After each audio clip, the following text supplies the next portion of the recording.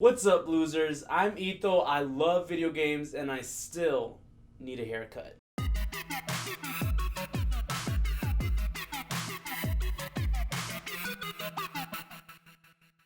What's up, guys? It's only been a couple of weeks, but I've missed you guys, and I'm really excited for this week's video. We're combining two of my favorite things, comic books and video games. Yup, I want to talk about some of my favorite superhero console games. I've put hours and hours of sweat and tears into each one of these games, and I'm willing to bet a ton of you guys have too. So come on, let's bond over our shared love of these games. First up today is a game that I hold dear in my heart, and that game is Marvel Ultimate Alliance. If for some reason you haven't heard of it, it's an action RPG originally developed by Raven Software and published by Activision in 2006 for the PS2, PS3, Xbox, and Xbox 360. I've got so many fond memories of playing this game. It's basically everything I want from a Lego Marvel game without the pesky Lego part. Side note, I hate Lego games and Legos in general. Please don't cancel me. The game features a huge list of character appearances and a pretty large roster of playable characters from the time. It's got old favorites like SpiderMan, Deadpool, Wolverine, and Thor, while also featuring less popular heroes like Elektra, The Thing, and Spider-Woman. All of the characters in the game have their own unique set of skills and abilities, and you have the option of mixing up your 4-person team however you like. That being said, I distinctly remember playing this game for the first time in middle school, and my best friend Nicole refusing to play as anyone else other than Wolverine. That girl's loyalty to that adamantium stuffed mutant is a thing of legends. Nicole, if you're watching this, you scare me. Anyways, this may be a bold statement, but in my opinion, it's one of the best couch co-op games out there. And it's really fun, even if you're not into superheroes or comic books in general.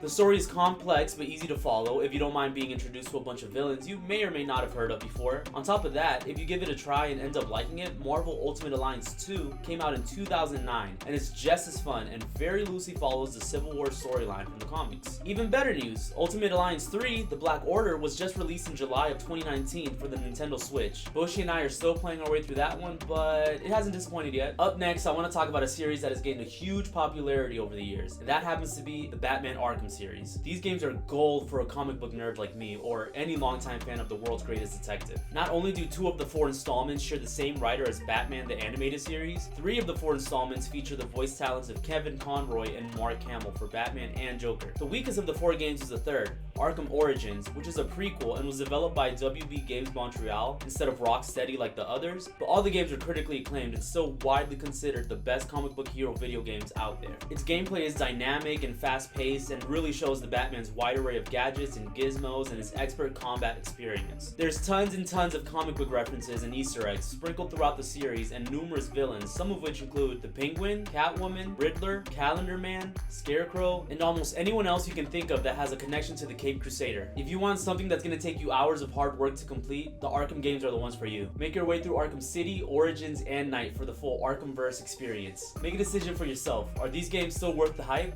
I definitely think so. The Arkham games are revolutionary, no argument from me there, but they require a lot of commitment and may not be the best for the more casual players out there. I'm a huge fan of immersive worlds and complex plot lines, but sometimes I just want to pick up a controller, button mash it for a few hours, and set it down for the rest of the day. Arcade fighters have been a huge part of my life ever since preschool. Back then when I used to annoy my parents for a quarter just so I can go to the neighborhood pizzeria and play Street Fighter. Tekken, Budokai, Soul Calibur, all games I've enjoyed over the years, but none of these fill me with as much childish excitement while playing as Injustice does. Developed by NetherRealm Studios and released in 2013, the game shares a lot of similarities with Mortal Kombat, including controls and the narrative-driven campaign. Basically, it's Mortal Kombat with superheroes. The story takes place somewhere within the comic book multiverse, where a series of events laid out by the Joker leads to Superman becoming a tyrant and forcing the world to follow his totalitarian regime. The game sets up unlikely villains and heroes to fight alongside and against each other. If you ever wanted to see Superman laser blast Catwoman, this is the game for you. This is another favorite that Boshi and I enjoy killing time with. It's genuinely fun, and it's just one of those games that never gets old. Other than the ones already named, playable characters also include Aquaman, Nightwing, Raven, Shazam,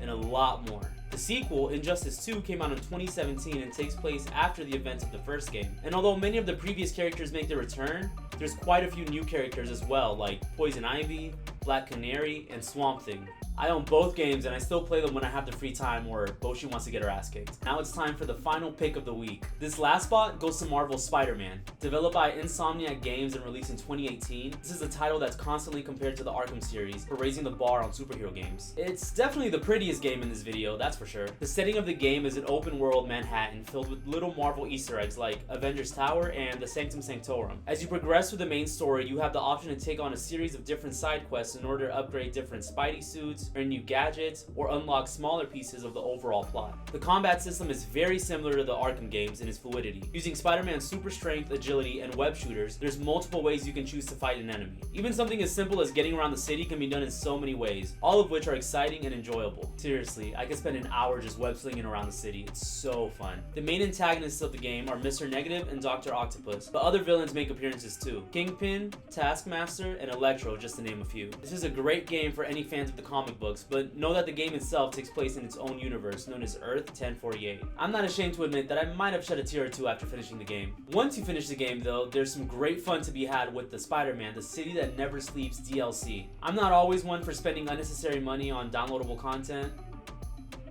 but this one's definitely worth it. Trust me, do yourself the favor and play it all. Finally, we've officially made it to the very end of the video. If you guys have made it this far, thank you. Thank you for watching and thank you for listening to me fanboy about video games and superheroes once again. Give this video a like if you've played any of the games mentioned or if you're thinking about giving any of them a try. Comment down below if you have a game that I didn't mention or if you want to see me kick Boshi's butt in Injustice in a future video. Don't forget to subscribe, ring the notification bell, share with your friends, blah blah blah. You guys know the deal. Until next time, I'll see you later, losers.